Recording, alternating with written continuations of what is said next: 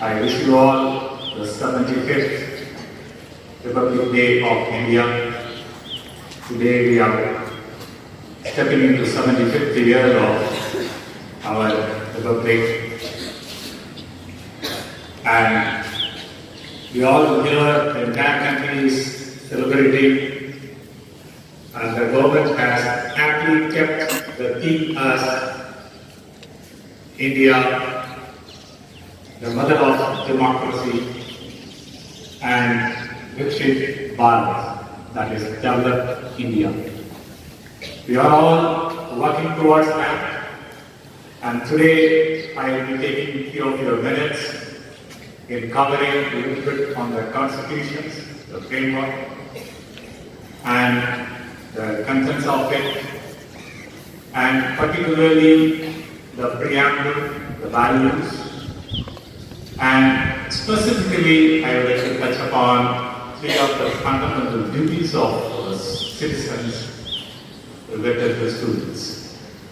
And finally I will conclude with the capabilities of India. The Constitution of India came into existence to replace the Indian Act 1935, which was enacted by the British India. After that, once we got independence in 1947, a group of members of Parliament and the princely states representative of 93 members put together, worked tirelessly for more than 2 years and arrived at a document which is formed in the form of a report and has been unanimously passed in the Parliament of India. And that is what has been shaped as a constitution, which totally, as of now, has got 25 parts and with an articles of more than 448. And in addition, there are about 12 schedules which are being given along with the annexes. These are all amendable, these are all flexible to cover the entire topics and way in which we conduct our government activities and the way in which the privileges and orders are being given in that document for all of us to follow and imbibe. And these parts generally consist of the components to talk about the geographical area, who is our citizen, and fundamental principles and fundamental rights of our policies, etc. have been given in detailed manner. In the schedules, it has been given clearly what is union, how many states will be there, what are the language will be followed, what are the orders will be enacted by the union, the states, and the concurrent governments. In this, we will be touching upon the fundamental duties shortly. I will now touch upon the preamble, how it is being defined. It says, "We, people of India, having solemnly resolved to constitute India into a sovereign, secular, social, democratic, and republic India." In this, the emphasis is given sovereign, that is, we are independent. We decide what we want to do, what is good, what is better for us. And we are a socialist country, that means we take the ownership of this nation. Whatever happens there, we are the owner of that activity. And we are also secular, that means equality of religion. Be it any religion, everything is acceptable within India. And as a democratic, that means we the people elect our leaders and rule it. That is how we have given more democratic values to each and every citizen of this country. And the last is the republic. That means there will be one head, being the supreme commander of India, that is President. And that person also will be elected by the citizens over the period, which most of the history and all the students will be aware how the structure comes. And coming to the citizen side, what is the security you have? The security is in the form of justice, liberty, and equality. In the case of justice, there are three types. One is the social justice, the next one is the economic justice, and the last one is the political justice. All are available within this constitution for us to perform and follow. In the case of a liberty, you can have a liberty of thoughts, you can have a liberty of expression, belief, faith, and worship. Whatever you believe, what you have a full liberty to choose. What you feel right may be followed, and you can continue to have a faith in that. The last is the equality, that is in status and opportunities. Each and every student, every citizen of this country has got every opportunity to choose his way of life. He can decide what he wants to do. That is the kind of equality we have among ourselves. Anyone can be done. There are so many examples. The one who is downgraded can help the country. That is the kind of equality we are talking about. And the last is to promote among us all the fraternity, assuring the dignity of the individual and unity and integrity of the nation. This all can happen subject to these boundaries. We all will remain connected. We all will be integrated together as one nation. We can't part in these areas. There are fundamental duties, about 12 they have listed.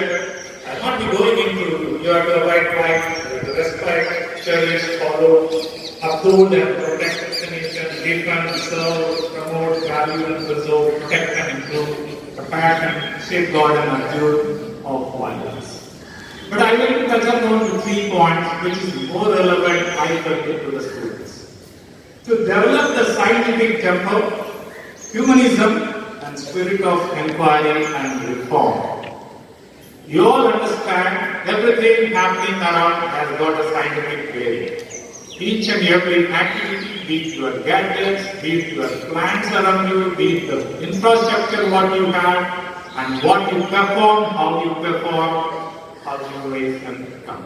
Everything has got a scientific platform behind it. So keep the scientific comfort. How do you want to exist in this nation? So you all have to start developing towards it, be it technology, be it heritage. And at the same time, you have to have a humanism. We are all human beings, living beings. You should have the brotherly and sisterly behavior within ourselves. You should be humane to each and every one. That is the kind of development which we are looking for. And the last, the spirit of inquiry. You all understand, you are all students, we have experts around you as professors in their respective verticals. Excellence in all spheres of individual and collective activity so that the nation constantly raises to the higher levels of endeavor and achievement. What this is trying to do is, whatever you do, you try to excel. Let it be your unit test, try and excel there. Let it be a competition among your house, in whichever the sports, try to excel. Even if you are selected and sent to the university, or to represent the state, or to represent the country, you should try and excel in all the spheres. It could be individual. There could be some collective games. There could be some collective activity. You all see today the exemplary parade which is being exhibited by our dear NCC cadets. They are all doing amazing.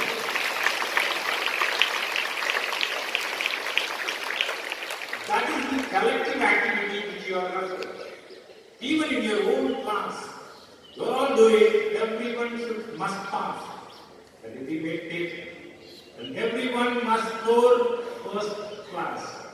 Everyone should try to achieve first class with distinction or somebody calls honors.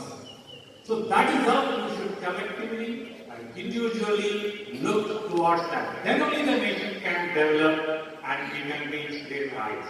When you want to become developed nations, these are the areas where you should start thinking and start innovating yourself. When you say you want to achieve a developed goal, today we are all aware the GDP of India is hardly 25,000 rupees per annum. Whereas the developed nations, they have reached 25 lakhs per annum. Equivalently, in terms of dollars, it may be say $75,000, $80,000. In order to reach this, it's good to say that we are third GDP. But what about our dispersion? Per capita, do we have enough with us? What is the gap?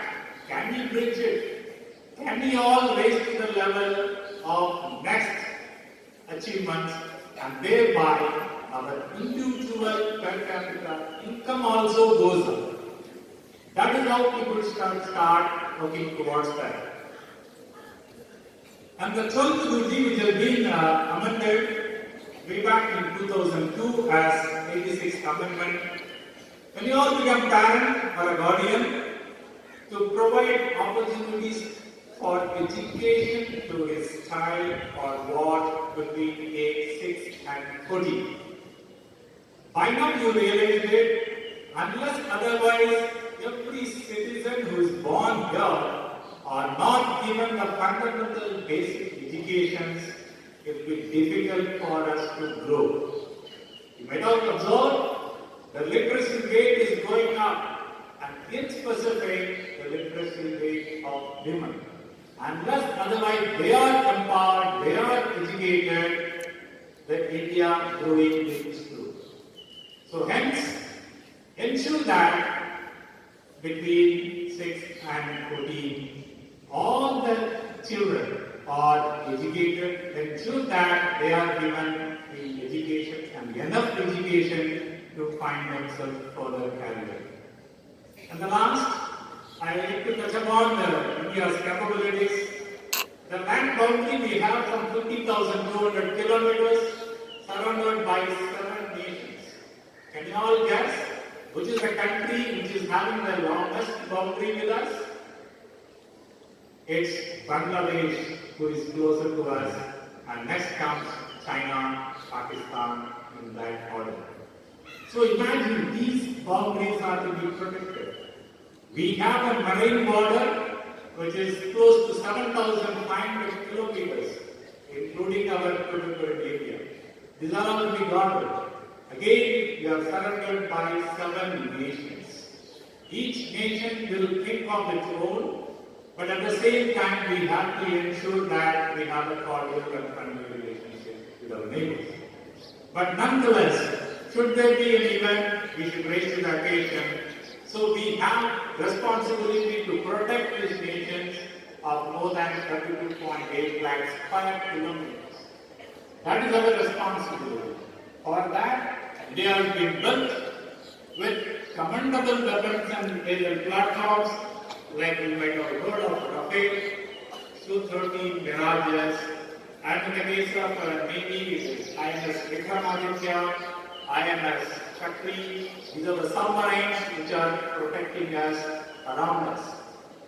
And the Army, which has got its T-90 tanks, as well as plenty of rockets of Pinaka and Srika.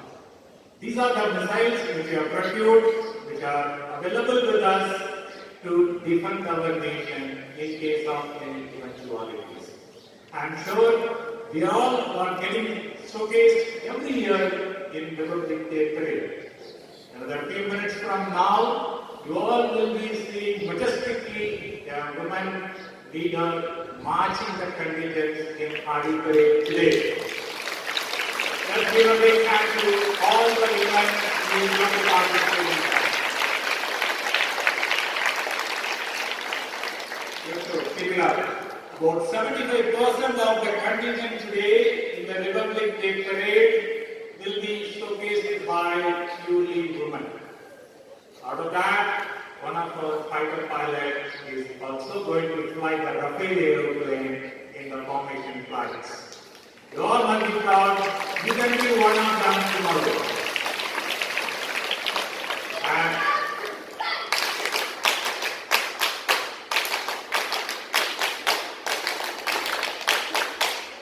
thank you. And the transport aircrafts, which are led by the formations of Indian Air Force women pilots, it is going to be unique there. All of you kindly watch.